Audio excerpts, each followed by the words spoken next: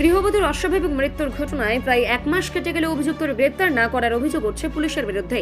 ন্যায় বিচারের দাবিতে এবার মালদার পুলিশ সুপারের দ্বারস্থ হলেন মৃতার ভাই। ঘটনাটি পুকুরিয়া থানার নিজগাঁও আড়াইডাঙ্গা মোমিনপাড়া এলাকার। পরিবার সূত্রে জানা গিয়েছে, প্রায় 6 বছর আগে রতুয়া থানার বাহারাল গ্রাম পঞ্চায়েতের বৈকুণ্ঠপুর সোনালী খাতুনের সঙ্গে পুকুরিয়ার নিজগাঁও আড়াইডাঙ্গা মোমিনপাড়ার রেজাউল আনসারি ওরফে রাফির বিয়ে হয়। তাদের একটি কন্যা সন্তান রয়েছে। মৃতার পরিবারের অভিযোগ, বিয়ের পর থেকে যৌতুকের দাবি সোনালীর উপর তার শারীরিক ও মানসিক অত্যাচার চালানো হতো। গত 25শে জুন সোনালীর মৃত্যুর পর তার শরীরে আঘাতের চিহ্ন দেখতে পাওয়া যায় বলেও দাবি পরিবারের। তাদের অভিযোগ, সোনালীকে খুন করার পরে ফাঁস লাগিয়ে আত্মহত্যা হিসেবে দেখানোর চেষ্টা করা হচ্ছে। ঘটনায় সোনালীর ভাই শেখ লিটন, তার ভগ্নিপতি রেজাউল আনসারি ওরফে রাফি, শ্বশুর মোহাম্মদ আনসারি, শাশুড়ি খিচিয়া বিবি, দেওর আলকাম আনসারি এবং রেজাউলের বন্ধু বাবলা আনসারির বিরুদ্ধে পুকুরিয়া থানায় লিখিত অভিযোগ দায়ের করেন।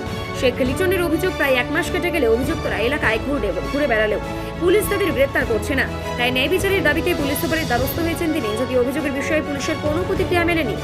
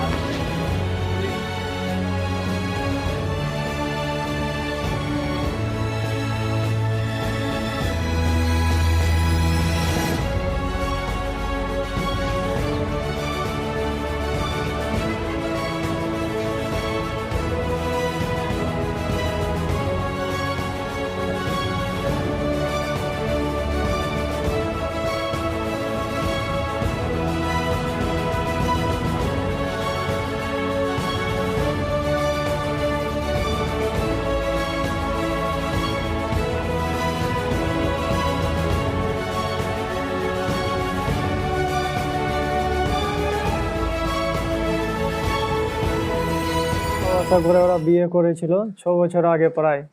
তারপরে ওর ছেলেটার নাম হলো রেজাউল আনসারি, ডাক নাম হলো রাফি, বাড়ি হলো আড়াইডাঙ্গা। 6 বছর আগে তারপরে পালিয়ে বিয়ে করেছিল, প্রেম ভালোবাসা করে ওরা। তারপরে পালিয়ে তারপরে ওরা একটা মেয়ে হয়। মেয়ে হওয়ার পরে মেয়ের বয়স আছে অনুমানিক 4 বছর। তারপরে আমার বোনকে মারধর করে টাকার পয়সার জন্য শান্তি করে।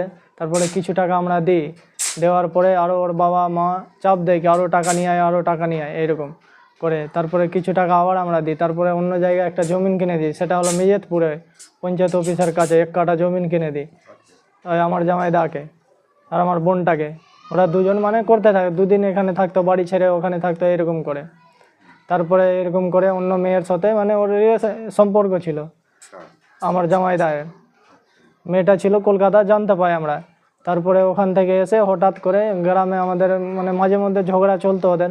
তারপরে গ্রামের লোকজন করে বসে আমরা করতাম, সমাধান করেছি। তারপরে 24 তারিখে এসে বাইরে থেকে, ও ছিল শিলিগুড়ি থেকে এসে, হ্যাঁ 24 তারিখে এসেছে, 25, হ্যাঁ গত মাসের 24 তারিখে এসে 25 তারিখে ওকে মেরে ফেলেছে। কীভাবে মেরে ওকে মেরে ফেলে, ওর বন্ধু আর ওই বন্ধুটা আমার হলো বাবলা, ওরা দুজন মিলে মেরে ফেলে দড়ি লাগিয়ে গলাতে পালিয়ে গেছে। ওরা মেয়েকে নিয়ে বাড়ি ছেড়ে মেরে ফেলে দিয়েছে। জানতে পাই আমরা, ওখানে আমার মাসির বাড়ি আছে, খাওয়া দিতে যাই তো তখন দেখে কি গলা রশি লাগা আছে, এরকম রশি লাগিয়ে পালিয়ে গেছে বাড়ি থেকে, আর আসেনি, নিজের মেয়েকে পালিয়ে গেছে। এখন পর্যন্ত পুলিশ না ইনকোয়ারি করেছে, না ওর বাড়ি গেছে, কিছুই না। আজকে হয়ে গেল, হ্যাঁ পুলিশের কাছে গেছি, FIR কপিও দিয়েছি আমরা। FIR কপি জমা নিয়েছে, সাইডে রেখে দিয়েছে। তারপরে আমরা এখন কোর্টে গিয়ে করেছি, কোর্ট থেকেও চিঠি পাঠিয়েছে, না পাঠাওয়া নেই। এসপি অফিস থেকে এসেছে, তাও কোনো কাজ করেনি। হ্যাঁ এসপিকে জানিয়েছি, তাও ওদের কাছে চিঠিও এসেছে পুকুরিয়া থানাতে, তারাও কোনো কাজ করছে না। ওরা না, অ্যারেস্ট কেউ হয়নি এখন পর্যন্ত, বাড়িতে ঘুরে বেড়াচ্ছে সব।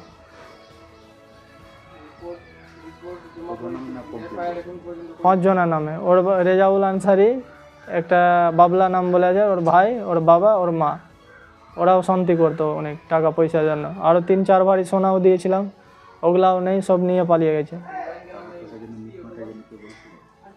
বলেছিল ও ওখানকার গ্রামের লোক। ওই শাহজাহান প্রধান বলছিল টাকা পয়সা নিয়ে কিছু করে দিস তো ভালো হবে। আমরা বললাম কি না, টাকা পয়সা লাগবে না। ওটা মির্জাতপুর প্রধান পঞ্চায়েতের প্রধান। হ্যাঁ পরানপুর, ওটা পড়ে পরানপুরে, ওর বাড়ি হলো মির্জাতপুর। বলছিল কিছু সমাধান করে দিলে ভালো হবে, এরকম বলছিল, টাকা পয়সা নিয়ে এটা ওটা। এখন আমরা চাইছি ওদেরকে অ্যারেস্ট হোক, যেটা তদন্ত করুক পুলিশ প্রশাসন, ওটাই চাইছি আমরা, এর বিচার চাই সঠিক। হ্যাঁ আমারই একটা বোন, ছোটাই বোন, আর কোনো বোন নেই, একটাই বোন ছিল। হয়ে গেল তো আপনার আজকে 20-25 দিন হয়ে গেল, কোনো না গাড়ি গেছে বাড়িতে, না কিছু গেছে। পুলিশরা যাচ্ছে, শুধু বলছে রিপোর্ট আসুক তারপরে। হ্যাঁ ঘুরে বেড়াচ্ছে, বাড়িতেই আছে সপ্তাহে। শেখ লিটন, বাহারাল।